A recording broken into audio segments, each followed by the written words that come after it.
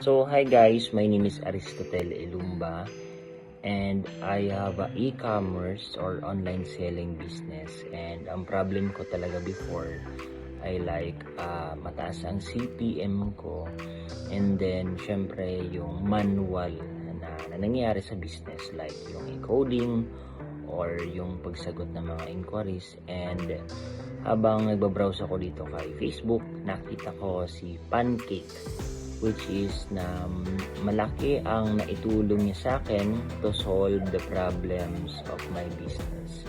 And right now ay mas napababa ko ang aking CPM, and then syempre mas automated na siya ngayon. Powered by Good Cake and Pancake. And nakakatuwa lang din dahil syempre before nagmamanual encoding ako like sa dashboard.